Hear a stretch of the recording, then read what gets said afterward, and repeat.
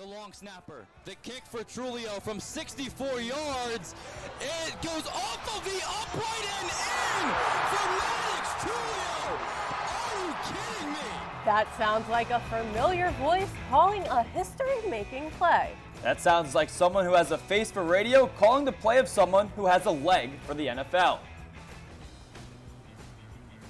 And I'm Kayla Vine, live from Edward Olson Hall. I'll be discussing Temple football's first win of the 2024 season and take a look at two key players that had a breakout game that kickstarted Temple's offense. And I'm Jackson Batchelor. Later in the show, I'll discuss the scores across the American Conference from this past weekend. Conference play is not fully into swing, but there were a few matchups that had a big impact on the standings. Owl Sports Update is live, and it starts right now.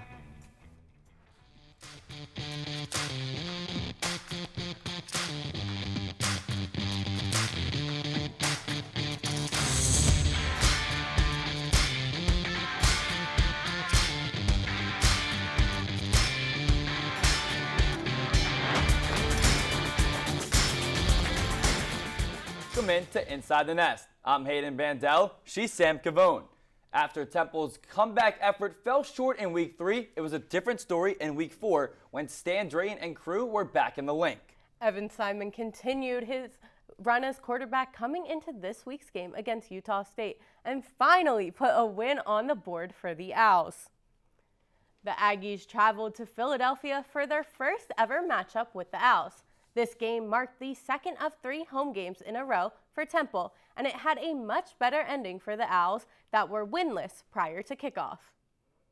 Temple desperately looking for its first win of the season this past Saturday. The Aggies get things started early in the second quarter. Herschel Turner can't find the end zone right away, but turns and finds an opening that leads him right in there to put Utah State on the board. Spencer Petras connects with Jalen Royals for a 26-yard touchdown to extend the Aggies' lead by 14. Temple with the ball now. Evan Simon passes to Antonio Jones. Jones runs 32 yards for the score, and Temple is back in the game 14-7. But Simon is not done yet. He trusts his arm and gets the ball to Antoine Littleton. Littleton goes 17 yards down the field to tie the game. Temple treks down to the 46, and here comes the kick that made national headlines. Temple puts all of the trust in Maddox Trulio, who kicks the ball 64 yards for the longest kick in Lincoln Financial Field history, NFL included. Temple still trailing by 4 in the second half and facing a 3rd and 7 deep in their own territory, and Simon takes a shot downfield to Dante Wright, and he takes off. Defenders still trailing him. It's a foot race to the end zone, and he leaps over the tackle and gives the Owls their first lead of the season.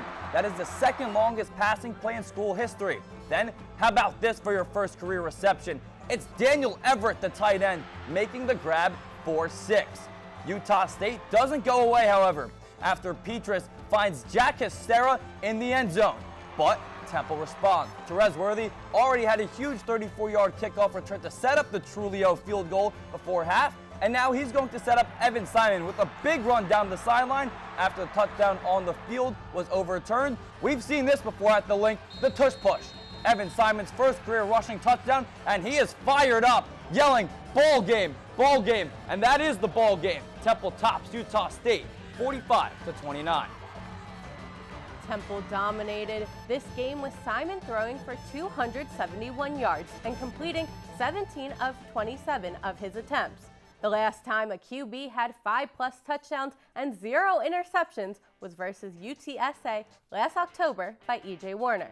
Simon threw for 5 touchdowns and even ran one in himself.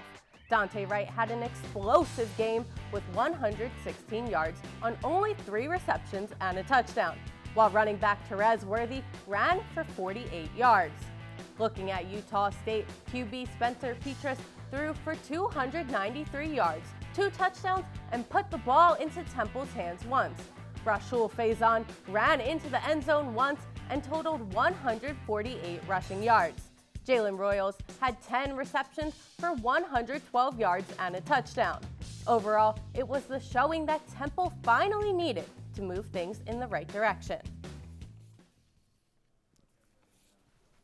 It was one of those things where early in practice, it was about 2 or 3 days ago, we hit from 62, and I had some distance left on that one, and it's really just a confidence thing with me and Coach Drayton and Coach Shire. Just really them having confidence in me, and them having confidence in me helps me believe in myself even more than I already do. Man, it really took a lot of momentum into the locker room for halftime for sure. Our players have seen them hit that field goal quite a few times in practice, so we know when we get around that area of the field. I'm glad the scenario played out the way it did, and our offense did a great job of putting us in field goal position. But you're still on the 45-yard line at that point, and we've just seen him hit that so many times, so it became a little bit of normalcy for us. But to actually see it happen in the game is something special. I love touchdowns. I'm not real picky about how we get them. Really excited about how Daniel gets out there for the first time. He's had a setback. He's had a broken hand since camp. And for him to get out there and play some real ball, it's good to be able to be multidimensional. I mean, you said 5 different people, 6 different people scored today. And to me, that's a balanced attack. And I think that's, saying a lot about our quarterback, distributing the ball in the right spots for the right calls. And just those players being ready to make a play when their number's called. So it's good all around. The 64-yard field goal that sent Temple into the halftime locker room with momentum also broke the record books. It was the longest field goal in Lincoln Financial Field history, topping Jake Elliott, who hit from 61 twice for the Eagles. It's also the new Temple record. The previous record was set by Don Bitterlich in 1975 with a 56-yarder.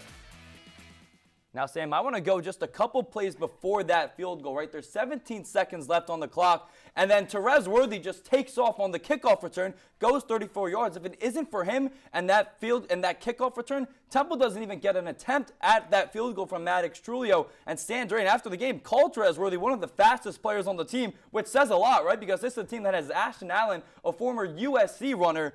So for Terez Worthy to get that name from Stan Drayton says a lot about him.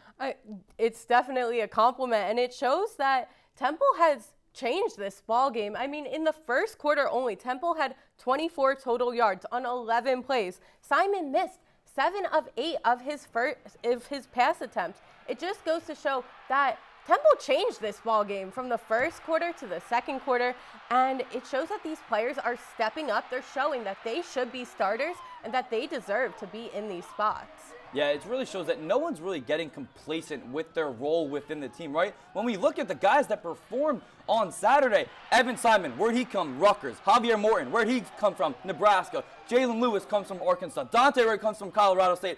All these guys are coming from these bigger programs compared to Temple, and they all are coming in with a chip on their shoulder. They want to prove that they can play at this level, and we saw them prove that they can do it on Saturday. Not even to mention, Torrey Richardson is a transfer. Got the first interception for Temple this season. That is something that Temple has been waiting for. Hayden, you said it last week. When Temple gets an interception, when Temple turns the ball over, gets the ball turned over, they win the game. Hayden, you predicted the future. My magic ball kind of worked out well on Saturday. I don't know what to do. Yeah, I mean, it definitely goes to show the defense was all right. We can't say we're entirely impressed with the defense.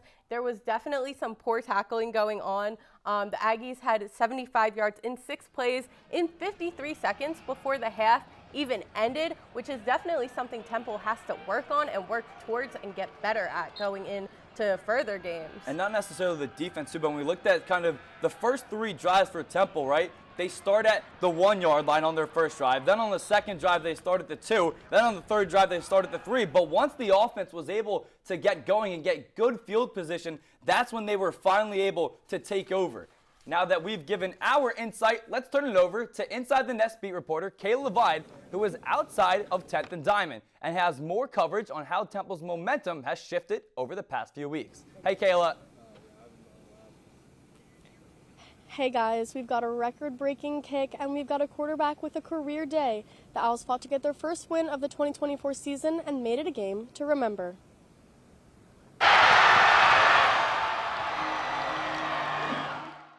It came just in the nick of time. 4 games into the season, Temple football finally has something to cheer about. Not only a win, but a come-from-behind win with some career performances sprinkled in for good measure. There was the record-setting 64-yard field goal by Maddox Trulio. Things where early in practice, it was about 2 or 3 days ago, we hit from 62, and I had some distance left on that one, and it's really just a confidence thing with me and Coach Drayton and Coach Shire. Just really them having confidence in me, and them having confidence in me helps me believe in myself even more than I already do. And then there was quarterback Evan Simon. No records, but a career day nonetheless, with 5 touchdown passes and 1 more rushing touchdown to put the Aggies away. 6 different people scored today. To me, that's a balanced attack, and I think that's saying a lot about our quarterback. Distributing the ball in the right spots for the right calls, and just those players being ready to make a play when their number's called. So it's good all around. Simon started off 1 for 8 in the lackluster first quarter, but he ended the day 17 for 27. Not bad for the Rutgers transfer, starting just his 2nd game of the year in place of injured Forrest Brock. It's simply staying the course, trusting your training. The coach has put us in incredible positions today. We made them count, and really proud of this team.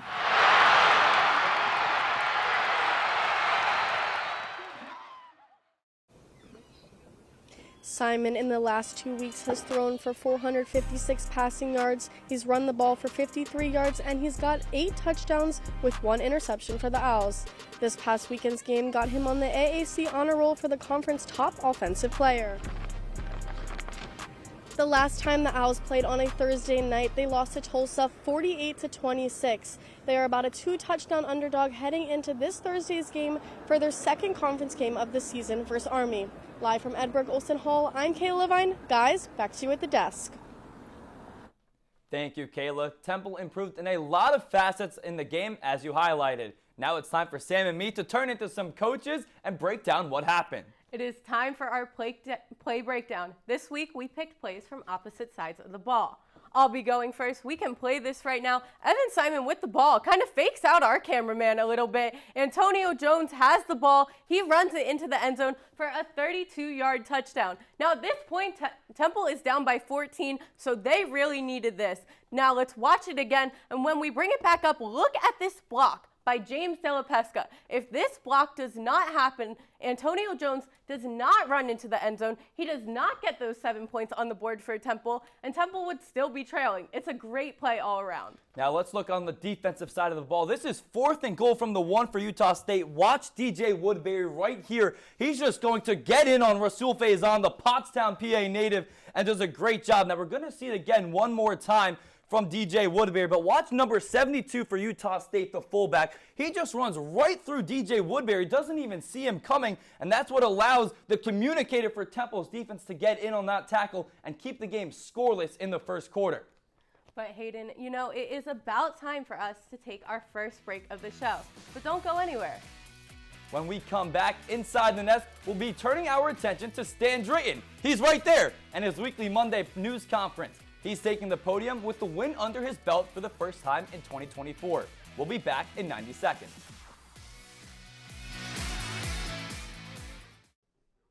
Welcome back. It took about a month, but Stan Drayton walked into his weekly Monday news conference with a new feeling. He finally took questions about a win. But the focus here starts with his record-breaking kicker and ends with his starting quarterback. Yeah, so we were in our 2-minute drill. We had 17 seconds left on the clock, I believe, and we had time for 1 play and 1 kick. And the plan was to get the ball to the 40-yard line, not the 45. We said the 40-yard line is where we need to be, and he was pretty consistent pregame from that distance. And we've seen him kick further in practice, but that day it was the 40-yard line, And so we get the ball to the 45, and I look at my special teams coordinator, Adam Shire. He's like, and then right as I looked at him, Maddox comes on my right side and says, "I got this." I said, "Okay, go," and that was it. And the kid has ice in his veins. Like I said, he's like a quarterback mindset, who believes in himself and believes that he can, help win a game. You know, that's kind of his thought process. So, you know, I gave it a shot, and we had nothing else to lose. It was going to be the last play of the half. You know, I wasn't going to give the ball back, so why not try it? And boy, I guess the rest is history, literally. And to me, that's showing a guy who's taking ownership of the offense. You know, a guy, you can't take ownership of something until you know it, the ins and outs of it, right? And obviously, we're game planning for him with his strengths, and we know what the weaknesses are of our football players around him. So we're trying to game plan to fit his strengths. You have to do that for the quarterback position, period. You know, but when you have a guy that can take ownership of it and make the adjustments full speed and not flinch, and everybody around him, you know, just follow his command, then you know you have a leader out there with some moxie and some toughness and guys that are believing in him. And that goes a long way. You know, it's really about the belief. If they believe in that quarterback, things tend to work a little harder. They tend to strain a little bit more, you know, both on the offensive line and the skill positions. I think he's bringing that kind of energy to our football players. From the time he was here in the winter, you know, he's you know, demanding more from D linemen in winter conditioning. He's demanding more from linebackers in winter conditioning, and then he gets in the spring, and you know, next thing you know, that demand becomes friendship. You know, everybody wants to be around somebody who's commanding the best out of them, but also knowing that person cares about them. And you know, he's just got this personality where he can just cross over into all different cultures, all different positions, and command respect. That was part one of Stan Drayton's weekly press conference. Now, Hayden, we have to talk about that kick. I don't know how we can't. I mean, it's the main thing we have to talk about. I just think it's so interesting that Stan Drayton knows he can send out Maddox Trulio. Yep. You normally don't have that much faith in someone. Drayton even said they were trying to get the team to the 45 so Trulio could hit it. But he was so confident that he went up to Stan Drayton. He put it all on his back. He trusted himself. You have to have that kind of confidence if you're going to kick a kick like that, if you're going to kick a field goal like that. Yeah, for him to go up to his head coach and say, I got this. It sounded like he was already walking onto the field when he was saying it. It's something that for Maddox Trulio to do that, and right, this is a guy who was getting looks at some big-time schools as well. He took a visit onto Arkansas. Stan Drayton kind of hinted at that in his weekly press conference and saying how this is a guy where Temple needed someone to kick field goals for them and also do the kickoffs, and that is exactly what Maddox Trulio wanted, and so it was just perfect fit for both squads and worked out in Temple's benefit as well. He came in and he absolutely dominated. I mean, he missed a few this season, but why are we looking at that if we're looking at a 64-yard field goal? Trulio even said he hit a 70-yard one in warm-ups at Navy. Personally, I want to see that. But he also said he was not satisfied with the 64-yard kick and that it wasn't perfect. He said the kick that he got didn't even get it off and really on his foot in a good time. In part two of Drayton's presser, he speaks on how Army and how Temple is preparing for this matchup. Yeah, we're seeing a lot. You know, we're seeing 3-down fronts, we're seeing overload fronts, we're seeing a lot of twist game. I mean, they're pretty multiple that way, you know, and so we have to be ready for it all. Coverage-wise, we're seeing some 3, we're seeing, you know, a lot of too high, and, you know, especially when they force you to throw the football, we're seeing some drop 8, you know, so there's not a whole lot of places to go with the football, you know, and so it's going to be a gritty game that way. You're just going to have to, you know, catch, play on contact, run, play on contact, and try to stay on schedule to the best of your ability. Yeah, they went right back to it, man. You see the true elements of the triple option there. I mean, it's flex bone formations, there's motions, there's a lot of eye candy that goes on that if we're not disciplined with our eyes, I mean, you're getting caught for big chunks of plays. And then when they just run their base dive option game, I mean, these guys are not easy to tackle. They know what they're doing. You know, it's a different style of offensive line play when you're in the triple option as opposed to traditional offenses. You know, these guys are, you know, flat back coming right at you, you know, and you just don't see that in traditional offenses anymore, you know. So, yeah, it's a challenge that way. Well, defensively, what they do is they try to eliminate the run. I mean, everything up front is twisting, games, linebackers coming downhill. They're very, very physical. They have They do a very good job in pursuing to the football. There's a lot of bang bang, type situations in the pass game, and linebackers making contact, on or around the line of scrimmage a lot. They know exactly what they're doing, and they play very, very hard. So whether that's film I saw against EJ or Lehigh, it's the same type of effort, same type of discipline, same type of physicality that you see. And if they force you one-dimensional, you got your hands full, because on the other side of the ball, they're going to control that clock. So you have to try to the best of your ability to try to get out in front. And I think you have to match their level of intensity and their physicality early in the ball game. If you don't, you're in trouble. That was part 2 of Stan Drayton's press conference, and it's back. The triple option, all the eye candy, it's back. It feels like every week Temple is playing a systemed offense that just has that triple option threat in them. And Army's good at it, right? We know that they're going to present a lot of different looks for Temple. This is a team that has the second most rushing yards in the country this season, and Temple struggles against that. So when we look at that defense, it's going to be a tough task. Army is only giving up 40 rushing yards to their opponents. 40. That is crazy, especially in these past 2 games. Temple definitely needs to get off to a hot start. Temple doesn't do well against teams that do get off to these hot starts. They need to have their eyes in focus. They need to come together as a team. No aspect of this team can not be complete. And we saw that just a little bit against Utah State, where the defense wasn't necessarily living up to their job description, but the offense was on point. And the offense and the defense, they definitely need to come together in order to beat Army this week. Yeah, they got to play a full football game, especially on special teams too, right? This is an Army team that's going to try and pin the ball down. It was interesting too, because we heard Stan Drayton say when Dante Wright just kind of was returning kicks the last game against Utah State, just kind of letting it go. And it seemed like every time Utah State was pinning them inside of the 10, Stan Drayton said maybe just fair catch it inside of the 5 too. So that's something to look out for too as that game approaches. You have to get that field positioning, or else the game just doesn't happen. I mean, Drayton said these players are doing work outside of practice, which goes to show how dedicated they are to this game. When we come back from break, we will be scouting out Army and seeing how the Black Knights fared in their most recent matchup against a different parliament of Owls. Inside the Nest will be back. Don't go anywhere.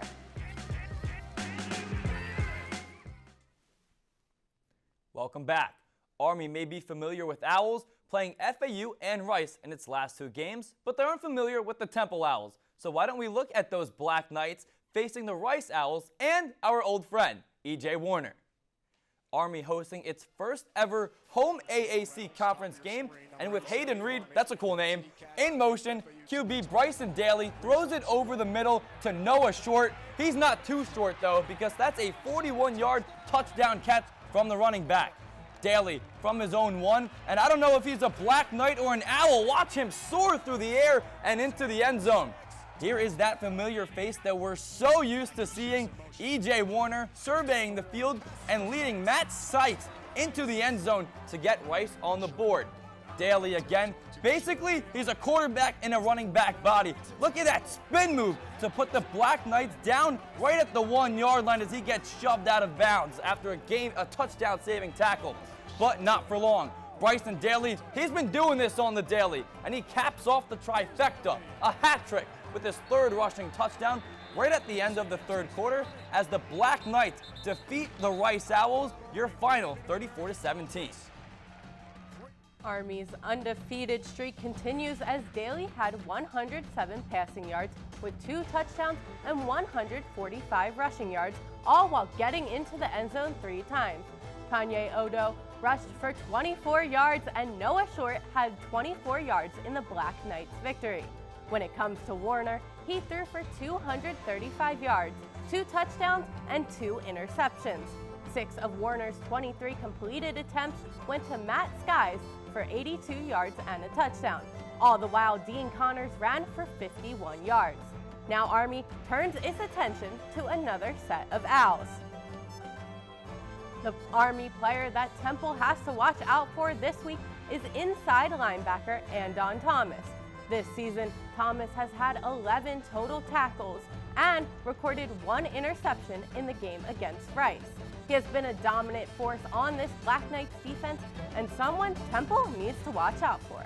Now, I'm not going to go with the obvious in Evan Simon. I'm going to choose Terez Worthy. He is a real dynamic football player, and Temple just hadn't been able to find him to cut loose in Danny Langsdorff offense. He came ready to play, though, on Saturday. I expect him to come ready to play mentally and physically Thursday. The reason that he really hadn't been playing is because he's been kind of iffy with his ball control, but he showed that he's able to do that, and if he can get to the perimeter of the field, he'll be real good against Army.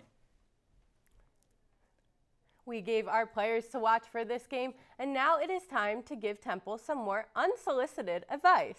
Last week, I said when Temple wins the turnover battle, they will win the game, and Sam, that is exactly what happened. So, now that we've got some credentials, let's give some more routes to success.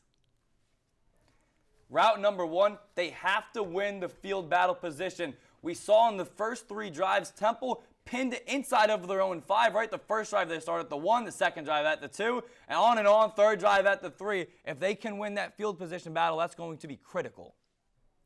Route number 2, keep Simon running. Evan Simon has shown he has great pocket awareness throughout those first 2 games. He was the leading rusher in this game against Utah State. Simon needs to continue to stay calm and collected in the pocket so that he can just run the ball if he doesn't have an open receiver. Route number 3, do not fall behind early. This is a Temple team against Coastal Carolina. They went down by 18. Against Utah State, they went down by 14. Against Army, you really can't do that. This is a team, because of their run-heavy offense, they're really going to dominate possession of the football. And with that said, Temple just cannot get behind to start the game. Route number 4, watch the football. Temple's defense finally got the first interception of the season, but there were many moments where it could have happened a few more times. If defenders keep their eyes on the ball, a lot more turnovers will occur. Although we've done some scouting of our own, it is always good to get some insight from the other side. Hayden and I spoke with Rich DeMarco, who has been covering the Black Knights for more than 2 decades. We started out our conversation with Rich DeMarco asking how he feels about Army's defense. Defensively, Army had to fill in a lot of spots with players who had graduated, especially in the secondary. And a lot of young secondary players have seen action the first 3 games of the season. And one of the great things has been those players stepping up. You have a Donovan Platt, a Jaden Mays coming up with interceptions. Max DiDomenico, who is a veteran of that unit, just makes big plays, it seems, each and every week. Defensively, linebacking core defensively, Army's been very lucky over the past several years to have, linebackers, one after another. When one graduates, there's another sophomore, junior ready to step in. And Caleb Fortner really has taken a big role this year as the leader of that linebacking group, and a young player, Andon Thomas, as well. So Andon Thomas and Caleb Fortner have just been terrific in the linebacking. Army's seen, some really good passers, some really good runners, some really good quarterbacks who could manage the triple option. I think Bryson Daly's combination of the 3, he might not be the single best in any one of them over the last 10 years, but I think the way he's able to do all 3 at such a high level, make him, arguably the most versatile quarterback we've had in the Jeff Monken era. And he's just so gritty. He's really like a fullback. Our color commentator said he's a fullback, really in a quarterback's uniform. And he's able to, whether it's grind out that extra yard, take on a defender, be throwing a block 30 yards downfield on Noah Short, or when Short gets outside in the secondary. He's definitely a lot of fun to watch, and just a gritty football player. Offensively, of course, Bryson Daly. We talked about him, the 5 combined touchdowns last Saturday against Rice. Really a dynamic running back / wide receiver has been Noah Short. They've been getting him in space, and he, first 2 games had 45+ yard runs. Against Rice had a 24-yard run, which helped set up Army's 2nd touchdown. He also can catch the football, had a 41-yard touchdown reception against Rice on the opening drive of the game. That was Rich DeMarco's breakdown. And with that, a look at our breakdowns from last week, where we were all wrong about Temple's chances against Utah State. With that said, we remain tied in our standings, all sitting at 3-1 heading into this week's game against Army. Now I'll start us off, Sam. I have Army winning 30-17. Even when I view Temple as having a favorable matchup, it's just so hard for me to pick them. They have not won back-to-back games since Drayton took over, and when we look at that matchup between Temple and Army, it's just not favorable because Army can get off to those fast starts. Temple has just scored 3 points in the first quarter this year compared to Army, who has scored 28 points in 15 fewer minutes. And against a run-heavy offense, Temple's not going to have much time with the football to come back from it. Hayden, I have to agree with you. I have Army winning. It was similar scores, 31-17. Despite Temple's win, the defense still struggled against the run, giving up 186 rushing yards. Now, this is an Army team that averages around 350 rushing yards per game. Unfortunately, I cannot confidently pick Temple to walk out of the link with the win. There is still a lot of work to be done, especially against a team that prioritizes the run. Yeah, guys, I see this week's final score being 38-20 Army. Although Temple played really well on the offensive side on Saturday, I just don't see them being able to keep up with Army's offense. The team is currently undefeated on the season, and the Black Knights defense allow their opponent to only score 14 points, and I just don't see the Owls being able to keep up with Army's offense and their defense. Owls picked up an impressive win on Saturday. I do not see them getting back-to-back wins as the Black Knights have won by double digits in all 3 of their games this season. Army is averaging 429 yards of total offense compared to the Owls, who are averaging 396 yards against. With Evan Simon and the offense in rhythm, Temple will score points, but they will likely struggle to contain Army's offense. I'm going Army 31, Temple 26. Remember, the 4 of us had the Owls falling to Utah State in our predictions last week? That didn't happen. I guess we should be listening to our viewers.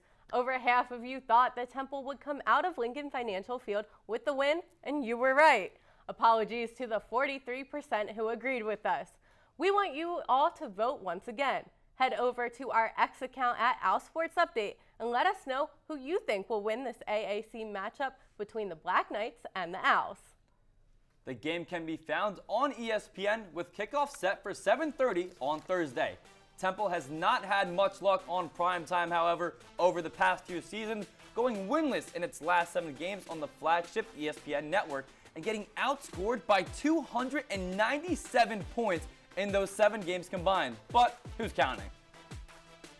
We heard from Army's play-by-play radio announcer earlier in the show. In the spirit of equal time, we'll hear from one of Temple's student radio commentators. Zach Silverstein will be joining us on the other side of the break. Stick around. Welcome back to Inside the Nest. We're now joined by Zachary Silverstein.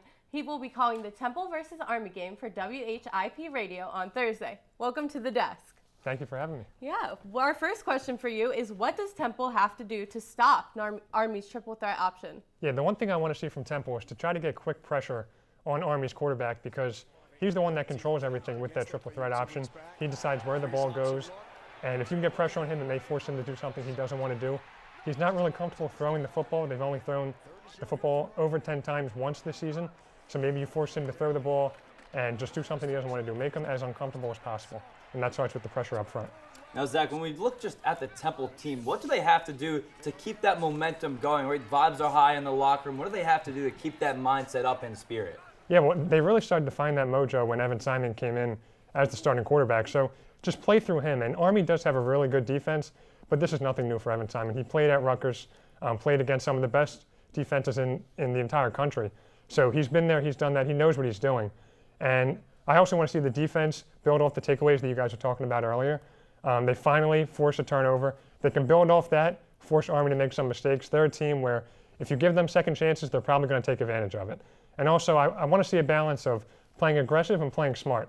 They showed they have a kicker that can kick a 64-yard field goal. So you don't always have to go for it on 4th down, where if the points are there to be had, take those 3 points, move on to the next possession, and just keep the things going. But really just let Evan Simon do what he does, because that's where all the cohesiveness started. So speaking of Evan Simon, how vital is it to establish the run game to benefit the passing game? Yeah, well, on Saturday against Utah State, Temple rushed for 180 yards, and we saw how much easier that made Evan Simon's job. So if you can do that again versus Army, Army is a much better defense. They're very good at stopping the run, and Temple struggles to run the ball. But if you could get guys like Antoine Littleton and Joquez Smith in there, try to get them comfortable. It's a lot easier said than done. But that's going to make Evan Simon's life a lot easier because it's going to open up the field like we saw on Saturday. It also makes his life easier when there's 6 different guys that can score. What does that say about Temple's depth, if it does say anything about it? Yeah, to me, it shows that there's more to the offense than just Dante Wright. We heard his name the first 3 weeks, pretty much every play, and he had a 91-yard touchdown on Saturday against Utah State, so he was in there as well. But that'll force Army to kind of shift from contain Dante Wright to contain everybody else. I mean, there were guys that were all over the field. You had Evan Simon rush for a touchdown as well, which is something that maybe you didn't think you were going to see. Yeah, first time he did that. Yeah, and it shows that there's more to the offense than Dante Wright, and it keeps Army's defense on their toes where now they don't have to worry about just one player. There's 6 guys on the field they have to worry about, and there's nothing better than that. And to prove that you're a very cohesive offense, you have to share the wealth. And that's what Temple did in Week 4, and they need to do it in Week 5 and moving forward. Thank you, Zach, so much for coming on. Don't forget, you can hear Zach on Thursday on WHIP Radio with his call of Temple Army. We are approaching our last break of the show. When we come back, we'll be looking at what has happened around the American this week. Stay seated. We'll be right back. Welcome back to Inside the Nest. We now welcome Inside the Nest beat reporter Jackson Batchelor, who will be taking us around the American. Hey, Jackson. Thanks, guys. Well, the Owls' win on Saturday was certainly a notable one within the conference. There were other matchups in the AAC in Week 4 that definitely turned some heads. In one of the biggest matchups of the weekend, Navy defeated Memphis in a shootout in Annapolis to keep its undefeated season alive, as the Midgetmen improved to 3-0 and the Tigers received their first loss of the season. Army also remains undefeated with back-to-back conference wins as the Black Knights beat Rice 37-14 at home. E.J. Warner threw for 235 yards, 2 touchdowns, and 2 interceptions. North Texas improved to 3-1 with a blowout victory over Wyoming, 44-17. Tulane picked up a big road win over the Louisiana Raging Cajuns, 41-33. UTSA buried Houston Baptist, 45-7, and Tulsa held on in overtime to beat Louisiana Tech, 23-20.